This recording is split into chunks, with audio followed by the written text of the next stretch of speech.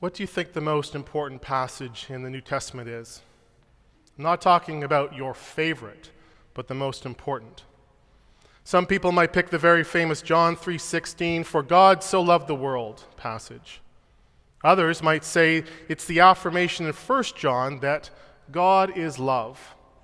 Still others might say, no, it's definitely Jesus' words in Matthew 25 when he says, "Whatever you did for one of the least of these, you did it for me." Your most important passage might be one of these or others, but for me, it's our text from Mark 8 today, where after being identified by Peter as the Messiah, Jesus says he must suffer, die, and rise again, and that anyone who seeks to be his disciple must deny themselves and take up their cross and follow him. This text is fundamental to the Christian faith because it gets to the heart of who Jesus is, the nature of the good news he came to proclaim, and the essence of what it means to be his follower. It also, I believe, speaks directly to the church and reveals why the modern church is faltering both in its mission and its relevance. So let's start where we should and turn to the text. Chapter 8 is the hinge point in Mark's gospel. Up until this point, Mark has narrated Jesus' good times roadshow through Galilee, relating an urgent, rapid-fire sequence of events where Jesus heals the sick, casts out demons, and finds the multitudes flocking to him. He stuns his followers by feeding thousands with a few scraps of food. He demonstrates his relationship to creation by calming storms and walking on water.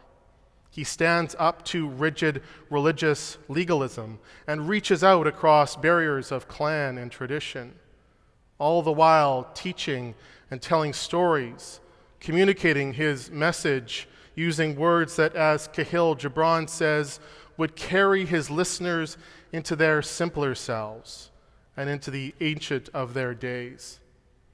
From the standpoint of Peter and the other disciples, things are going really, really well. They are part of something big and important. There is energy and excitement. It feels like old promises are being fulfilled with each and every day. They've tied their wagon to the right horse, and following this Jesus, they're going places, baby. And then come Jesus' question, the question, "Who do the people say that I am?" And his disciples answered him, "John the Baptist, and others Elijah, and still others one of the prophets." And he asked them, "But who do you say that I am?" And Peter answered him, "You are the Messiah." Now, while messianic expectations differed amongst first century Jews, the idea that the Messiah would deliver people militarily from Roman oppression was prevalent, and Galilee was the hotbed for this kind of thinking. Certainly no one expected a suffering and dying Messiah. And yet this is precisely what Jesus begins to teach his disciples, saying that the Son of Man must undergo great suffering and be rejected by the elders, the chief priests, and the scribes, and be killed, and after 3 days rise again. He said this all quite openly, and Peter took him aside and began to rebuke him. From within the prevalent understanding of Messiah as ruler in the model of King David, Peter's response is understandable. Also, Peter seems to have imagined himself having the kind of power and authority aspired to in this world through his association with a powerful and authoritative Messiah. He knows his personal destiny is tied to the destiny of Jesus himself. And so he kind of freaks out about all this talk about suffering, rejection, death, and the cross. Why would the Messiah talk about the cross? Why on earth would he say, "If anyone wants to become my disciple, let them deny themselves and take up their cross and follow me"? Peter and everyone in the Roman Empire knew exactly the meaning of the cross. Someone carrying a cross was on their way to die, slowly and painfully, condemned by the powers of this world as a threat too dangerous or too disruptive to simply incarcerate. In the Mediterranean honor culture of that time, the crucified person was regarded as a criminal who was receiving just and necessary punishment. So as the theologian Chet Meyers notes, the cross was a symbol of the shame of the convicted. The shame of the convicted. And the chief reason for its use was its efficacy as a deterrent. Crucifixion was not carried out behind the high walls of a prison, but publicly for the whole community to see. By the gruesome display of the perpetrator in a prominent place, such as the crossroads or in the theater or on a hill, crucifixion represented the utmost in public humiliation. Peter knows that his destiny is tied to the destiny of Jesus himself. And so I can appreciate why he would walk over to his Lord and take him aside and try to set him straight about what Messiahship was supposed to be all about. I can imagine his blood pressure spiking and with fear tightening his chest, dry mouth whispering to him so the others couldn't hear, "Listen, Jesus, all this talk of suffering, rejection, death, and the cross is just not on. We're building something powerful here. We can throw those Roman bastards out. We can put them under our thumb. David's throne is within reach. We're not following you for a cross. We're following you for a crown." To which Jesus responds, "Get behind me, Satan, for you are setting your mind not on divine things, but on human things."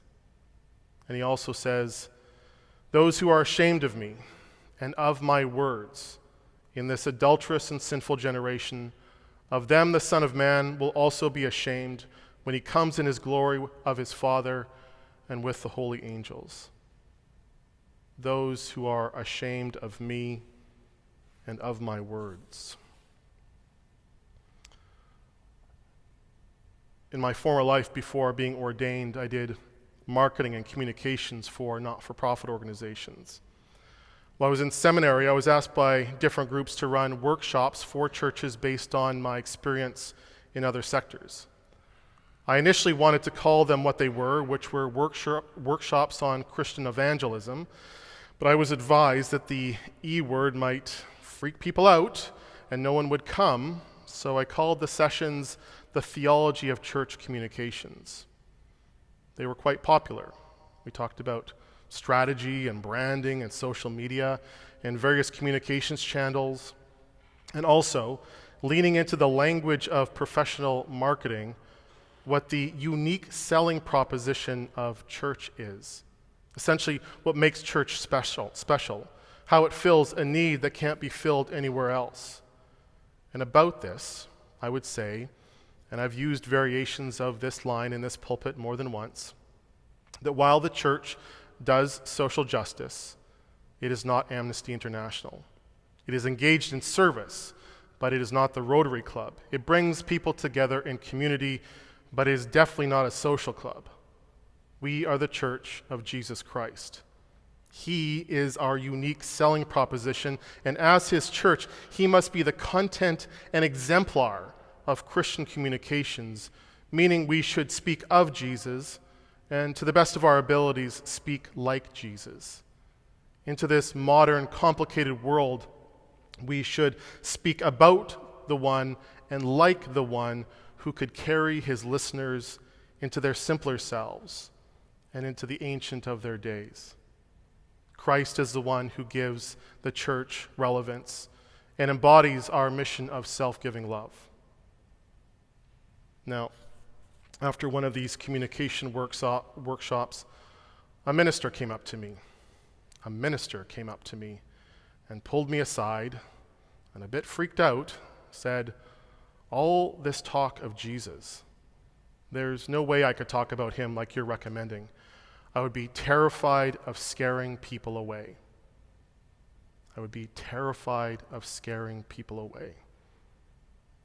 Those who are ashamed of me and of my words." The thing is, I understand the place of fear that minister was coming from, and I bet you do too. Let me ask you a hard question. Do you have anyone in your life who judges you for being part of a church?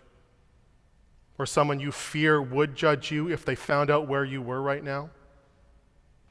Maybe a child or a parent or friend or colleague who can't even hear the words church or Jesus without making the mental connection with the Westboro Baptists and their hateful signs, or the horrors of the residential schools, or the prosperity gospelers and their private jets, or sexual abuse cover-ups, or anti-science dogmatism, or conversion therapy, or purity cults, or Christian nationalism, or the countless wars waged under the sign of the cross.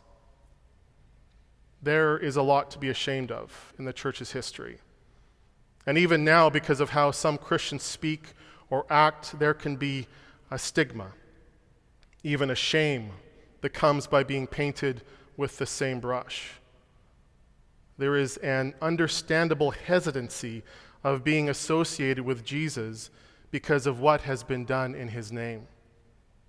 And so for many, especially in mainline denominations like ours, we have essentially gone silent about Jesus. We have stopped publicly answering his question, "Who do you say that I am?" We have ceded the ground in what it means to be Christian to other, more fundamentalist voices.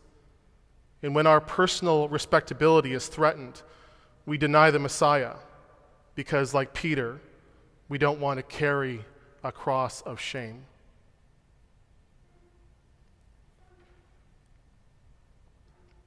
Frederick Buckner suggests that after his baptism, Jesus spent 40 days in the wilderness asking himself the question what it meant to be the Messiah. And likewise, during the season of Lent, his followers should be asking themselves what it means to be Christian. In his time set apart, Jesus came to the understanding that, unlike the practices of Rome and the other empires and regimes of this world, real peace cannot be imposed by violence. He could not heal by causing pain or bring harmony through strength of arms. In order to be the kind of Messiah the world needed him to be, he could not be the kind of Messiah everyone expected him to be. His path would lead not to the respect of the chattering classes and the adoration of the masses, but as one of the despised of this world, convicted, forsaken, denied by even his friends. His kingdom would come not with a crown, but through a cross. His mission was to turn everything on its head, power through weakness, control through vulnerability, life through death. Christ reveals God's glory through the symbol of shame, by taking pain and suffering into his own flesh on the cross and transforming it through resurrection love. In his living, dying, and rising, we see that the forces of evil are smoke and ash and have no real power. Jesus is not the Messiah that fixes everything. He is the Messiah that bears everything.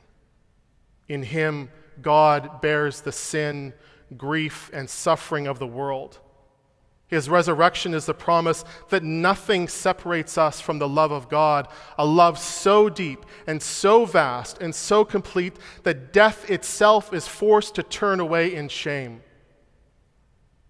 Following Jesus does not mean that all our pain will be taken away. Faith is not an opioid.